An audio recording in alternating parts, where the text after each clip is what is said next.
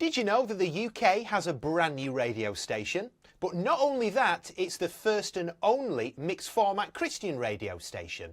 But what does that mean? Well, we play the best of Christian music, mixed together with the best of mainstream music, and we have an output like nobody else, completely family friendly for everybody. So, download the app, listen to us on smart speaker, or go to our website right now, konnectradio.com. Go on, you know you want to. And the man himself joins us now, Gareth Cottrell, with over 20 years of hands-on experience in radio as both a producer and a presenter, which, by the way, is an amazing feat given he had a stammer until he overcame that at the age of 16. His journey has taken him through notable stations like United Christian Broadcasters and XFM, both in the UK, before founding Konnect Radio. Gareth, you've done something unique, jumping from a 100% Christian music format station to launch Konnect Radio with your blended content.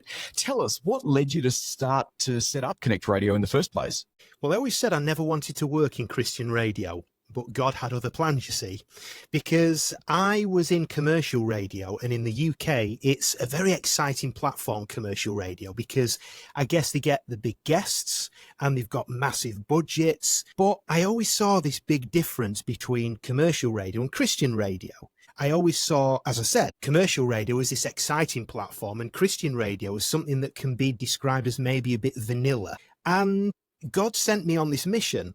If you don't like how it is, then do something about it. I remember entering the radio station, the Christian radio station, for the first time, and it just felt like it was where I needed to be. So there I was for 4.5 years, and then God said, right, now it's time to take your experience from here and do something about it. How do we actually get to people who would not normally listen to Christian radio? What methods can we use? What music can we play? Because radio should be as exciting if it's Christian or if it's not. Why is there this thing between, well, that's the exciting one, that's the commercial radio, but this is the vanilla one, this is the Christian one, and we should be listening to that because we're Christians, and we shouldn't be listening to that because it's not Christian. So it was just taking bits from what I'd learnt and then following God really with it. So what's the reaction been from the Christian community to this different form of Christian radio?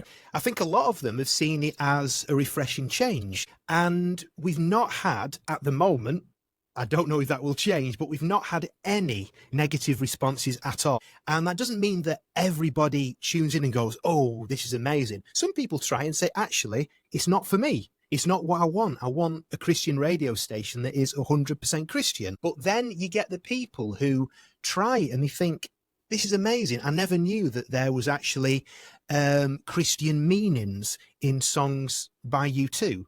I didn't appreciate that actually there's so much that can be a blessing from mainstream music. So for us, the response has just been very welcoming. And at these events that we go to, people almost think, well, why has that format not been done before? Why has it taken all this time for it to come to the UK? And we're like, well, I don't know, but it's here now. So download the app and listen. I love it.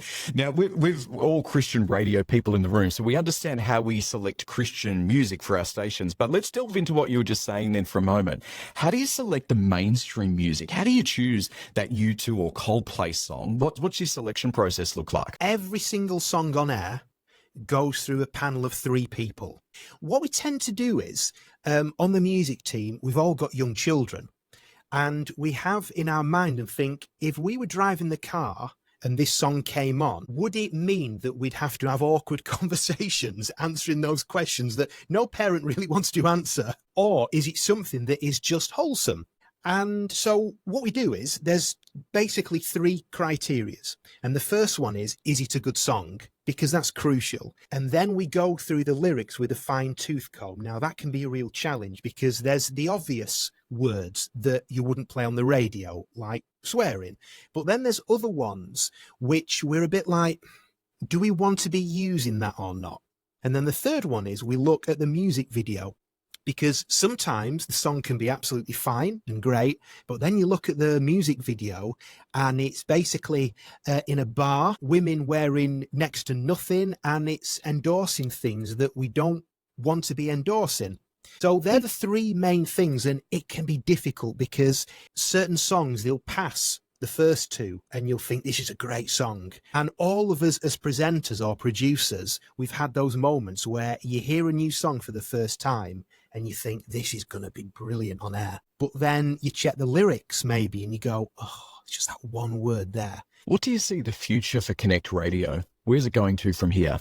I believe that we worship a God of huge things. We've now got 15 presenters. We've reached, in the last 90 days, on our Facebook page alone, nearly 5 million people. So it's just amazing, this mission that we're on. But for us, we don't want to say, right, well, let's just put a limit on this and we'll do it that big. We will go wherever God takes us. And if that's nationally, if it's globally, then we're here for the ride. So you've done something unique. We can see a little of how you've done it and where you're going to from here. If we're at a radio station listening to you right now and we want to reach more seekers, what's one action that we can take today? You need to be brave. And you need to, first of all, make that decision and think, right, well, we're going to change things here. And one thing we found is that when you start looking through the lyrics of mainstream songs, you'll quickly find that there's quite a lot out there. So maybe just start gradually dropping in the odd non-Christian artist and then having potentially a conversation before it or after it and saying, did you know that Bono has a strong faith? For example, it's almost just introducing them gradually into it and letting them know that actually there's nothing evil about listening to non-Christian music. And although we do have to be careful with the things that we do listen to and the things that we watch, there's a lot out there that as Christians we can get loads of stuff from. And that can be encouragement, and we can learn about humanity, and we can learn about God through non-Christian artists and bands. Gareth, thank you so much for joining us today. No, thank you.